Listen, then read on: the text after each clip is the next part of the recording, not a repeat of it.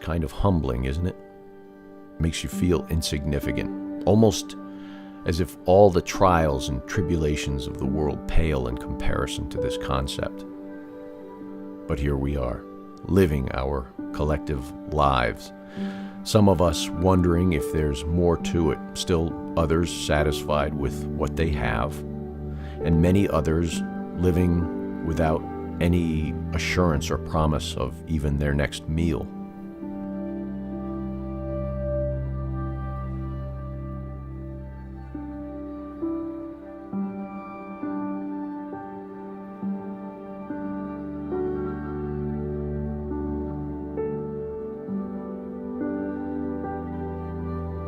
And this is more an appeal for your simple attention and discernment of some information, and then you can do with it what you want. Some will not even finish watching or listening, and that's okay. It's just an individual thing. Many, though, can feel changes within the world. We're leaving the mindset of taking orders or direction from others who've proclaimed themselves masters, rulers, kings, queens, presidents, or any other self-titled office or rank. They've historically been the ones that have sent others into battle according to their own ends, to enrich their own lives at the cost of the lives of others. They've taken it upon themselves to also pass these self-anointed rights down through their lineage, their intermarried bloodlines, multi-generational. They've simply inherited the right to own other human beings, in their minds, as their personal chattel, fodder, or as they refer to it, human resources. Now, at this point, some will completely deny to themselves the existence of what has just been stated. But instead of rejecting the information, it may instead benefit you to simply prove to yourself its veracity. I'm just trying to make you aware of the simple fact that there are human beings on this planet killing others for the profit of corporations and the officers and politicians that run those companies. There are police that have become militarized over the years and been lied to themselves by their fellow human beings about their motives. We've been pitted against one another, schooled to this end, programmed in this vein, taught all about separation of race, politics, religion, sex, countries, borders, fashion. We've learned how to hate the aliens that cross those borders after their countries have been ravaged from the inside out by corporate interests that use armies as the muscle to enforce their policies. Yes. The world is governed by very different personages from what is imagined by those who are not behind the scenes. Benjamin Disraeli.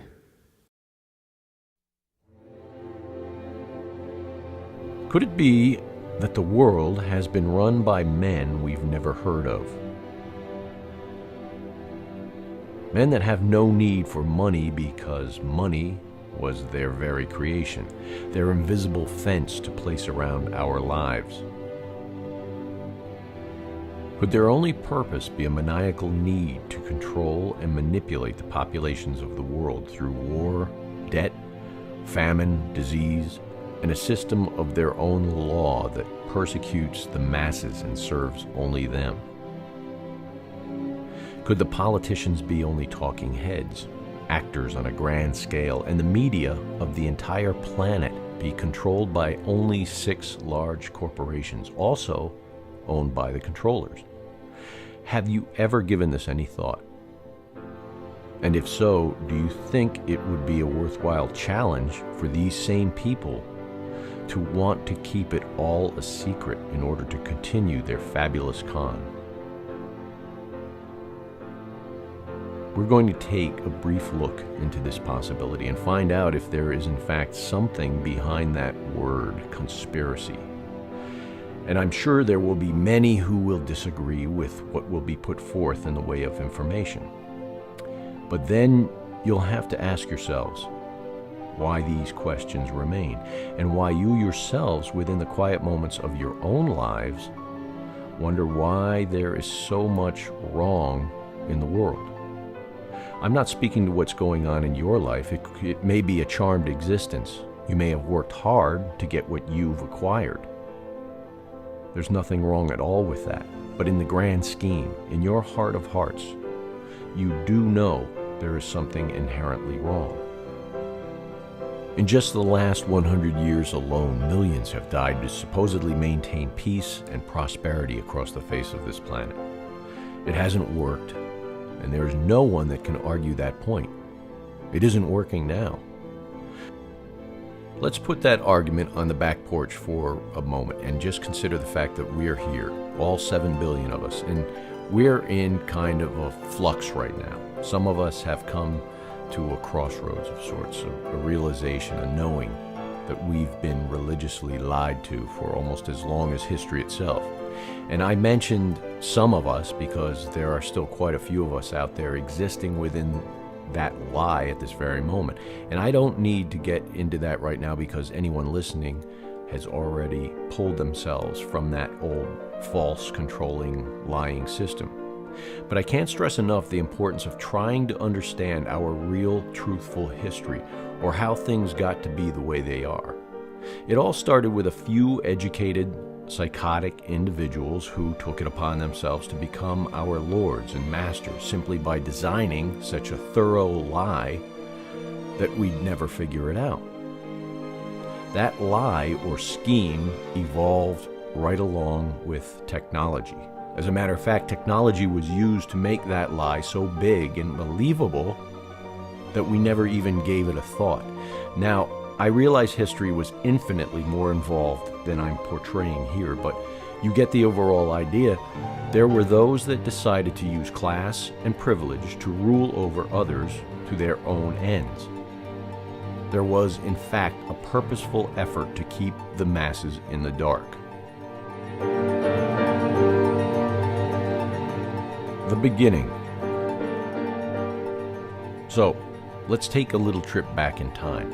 And even if you're someone that's not quite sure if this may be but another lie, or you're happy inside the lie some of us have chosen to leave, or you just want to kill a little time watching another wacko conspiracy theory pile into all of the others, either way, we all have to admit we are here, and there are a lot of strange anomalies in the world, and most of them have been hatched from history books that have been written by the guys that have been lying to us for all these years. So let's try to make a little sense of all of this and start at the very beginning. We'll start in Rome. The Romans had broken down society into classes, just as similar to what we have today. The slaves, of course, were at the bottom, having no rights whatsoever. Above the slaves were the plebeians, and then the middle class, equestrians or equines, also called the knights, who could be pressed into military duty, as most of them, or if not all of them, owned one or more horses. And the upper ruling class were the patricians, or the senatorial class. Now, there were many different subclasses and struggles within that society, just as there are in any type of divisive society. History has been edited and written to serve those currently in charge. This we need to understand if you're still listening.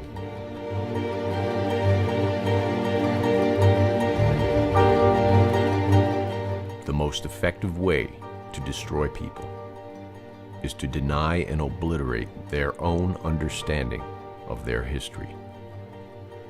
George Orwell.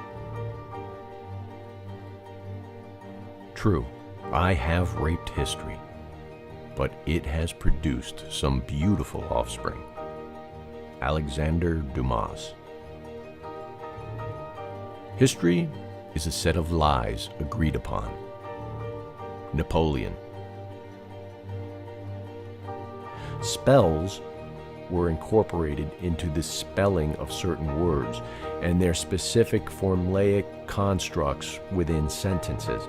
Because of their extensive trading, the Phoenicians invented a record-keeping mechanism comprised of a 22-letter sign, or signs.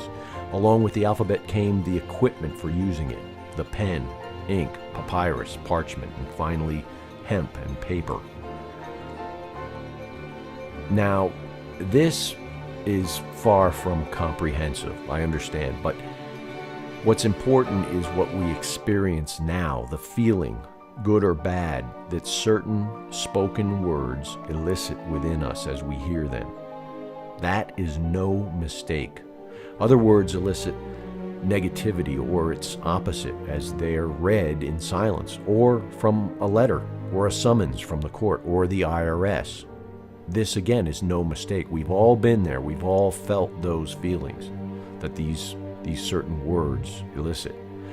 Those feelings are meant for you to experience. The spell of those words has been cast upon you and absorbed into your subconscious mind. I don't care if you cast this off as nonsense, but I know for sure that you've experienced exactly what I'm speaking of. See, I really think you are onto something, and probably the most convincing way I've heard you explain it in the past is when you were trying to find this truth, it had to be, to find the key to the enslavement, it had to be something applicable to everyone, had to be done against our will from cradle to grave, and had to be something they would fight tooth and nail to keep in place. And you're right, it's the legal name. I can't think of anything more fundamentally important to that system.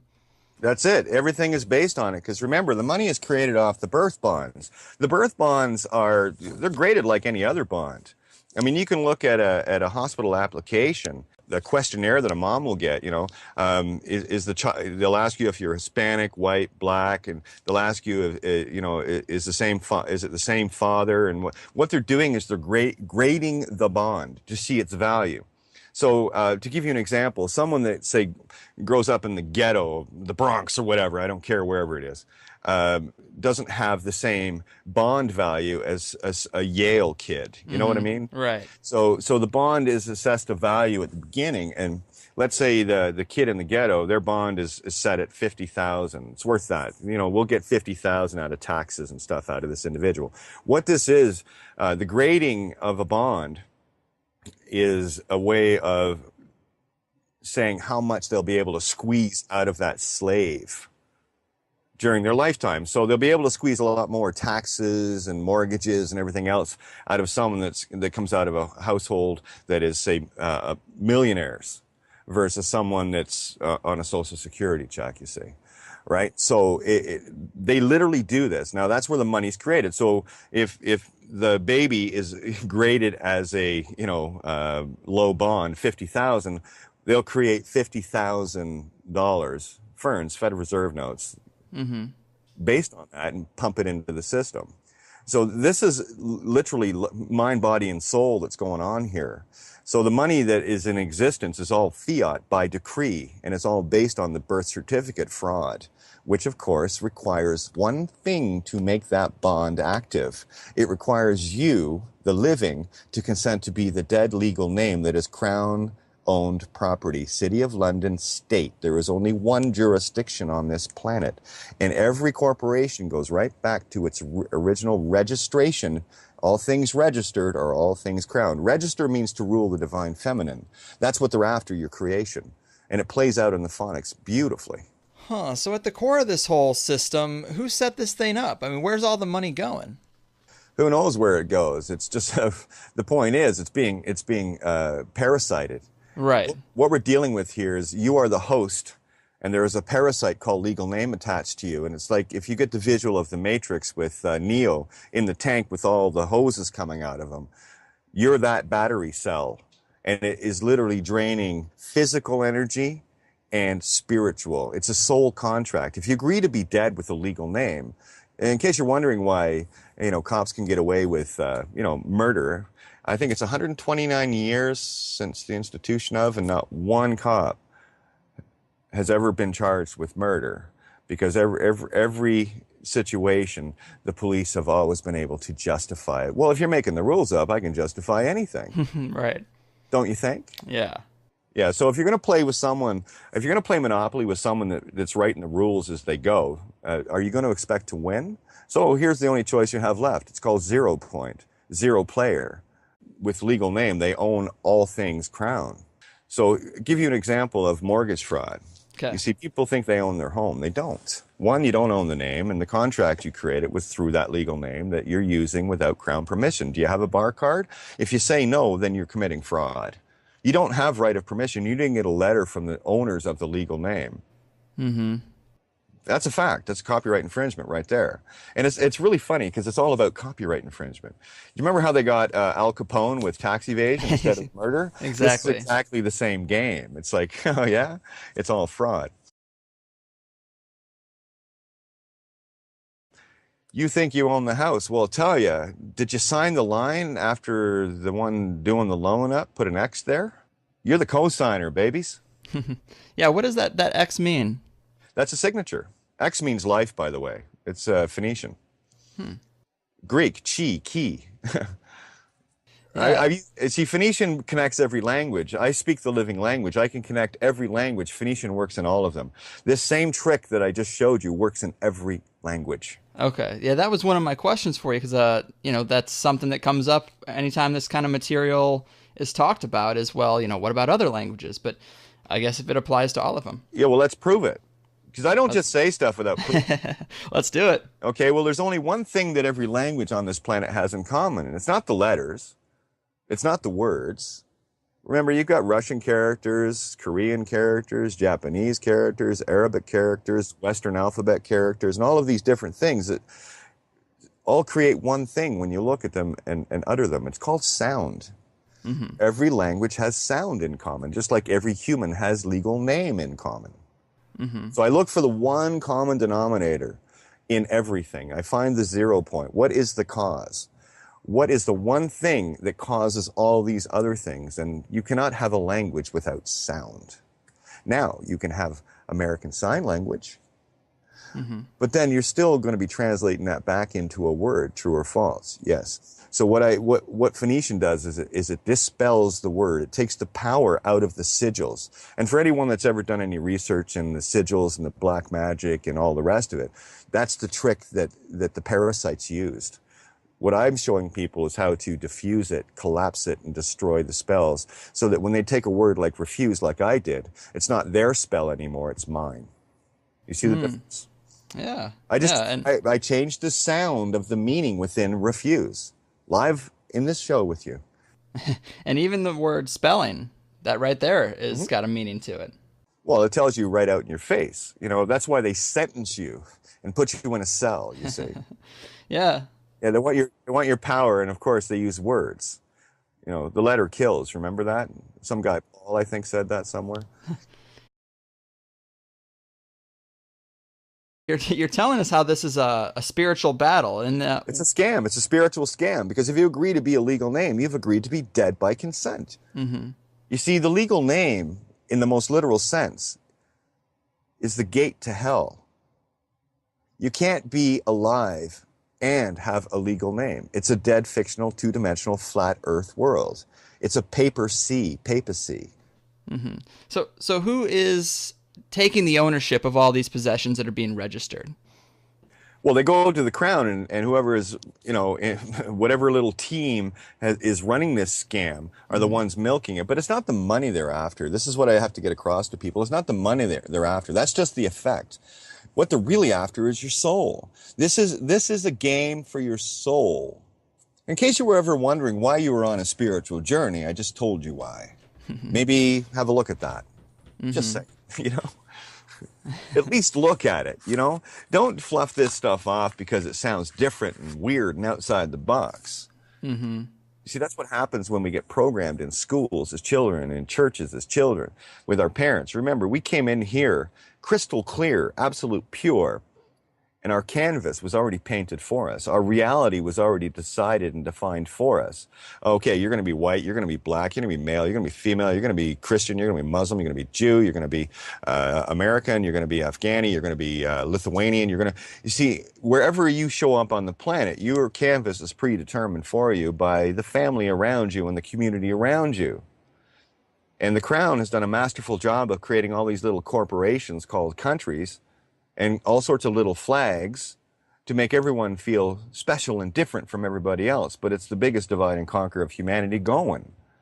I don't know about you, but when I look at the planet, I only see one Earth. I don't see any squiggly lines on the ground And how many times have these maps changed? So what is real here?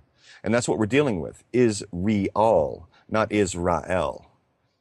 This is what it means to be the children of is real, not what is fake. Interesting. And the legal name is not real. It's all in the phonics. I'll play this game with you all day long, and you'll have little aha moments going, oh yeah, look at that, look at that. You know, they got people looking for cities in the Bible that never existed. Mm-hmm. You know, it's funny. It I mean, is. all these books, the Quran, the Bible, the Vedics, all of this stuff came out of Egypt, the Greeks, right? The Greeks wrote this stuff. Well, look at the name Jesus. It's 888. It's a Greek word. It's not a Middle Eastern. I don't know about you, but I don't know too many Arabian or Middle Eastern types called Peter, Paul, Mary, Joe. Mark, yeah. Yeah, Mark, Luke, you know, those are all Western names. I know early on in this, we've kind of tiptoed around it, but you got started digging into the Vatican. And what's their role in all this? Well, it's a triple crown, right? If you look at the papal crown, it's a triple crown, that's a trinity. So I looked for the Trinity, and there are 3 city-states on the planet that run this place. It's true. You have the Vatican City, which is a country, state. Then you have the City of London, state, a country within the City of London, England, right? When you send something to the City of London, you don't write England, because it's not in England. It's like a district, like DC or something. No, it's a country, and the next one is Washington, District of Columbia, which is a registered country. Now, what did I say about registered? All things registered are all things crowned. So that's your triple crown trinity of Rome, London, DC. Now remember, DC also means direct current. So that attaches right to the bonds. That's why all the birth certificate bonds are stored in Washington, D.C., because it's draining the direct current of the spirit out of the bonds and the contracts. The legal name is do you know the story of the devil at the crossroads signing a deal with the devil? That's what the legal name contract is. Tear it up. And you were deceived into it. And you mentioned the Bank of London. I've heard you say that's owned by a single person, right? It's got one owner. Yes, it's and of course almost 700 lawyers. Okay, right. For a bank. Yeah. Okay. Anyway, 1694 was the Bank of England Act. That's when William III sold the living crown to the dead crown, and that's why Queen Elizabeth Windsor. I don't call her queen. She's no queen.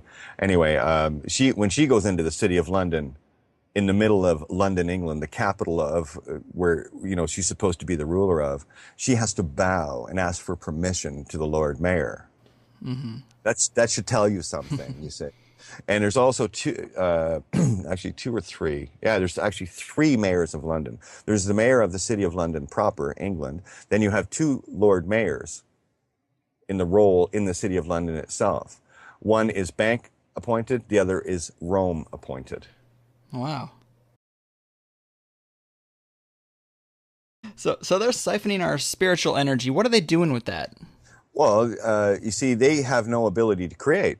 You see, that's the true child. The true child of creation has all the power of creation itself. That's what kind of makes you special. Mm-hmm. You see, you can't get there without being in human form.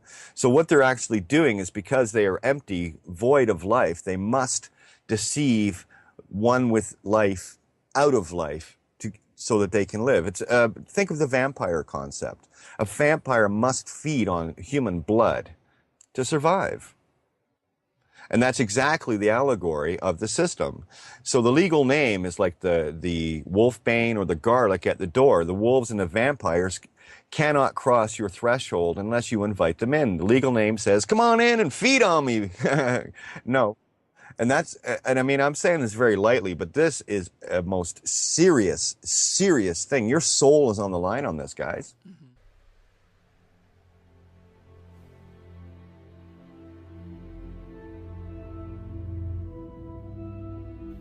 In closing, there are so many aspects of change within this realm of experience right now.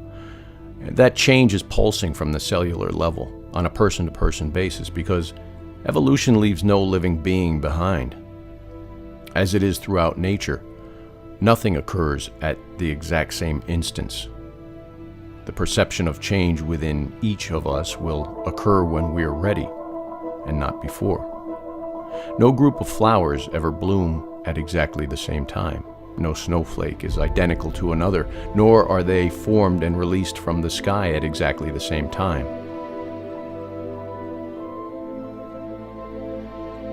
It may be hard for an egg to turn into a bird.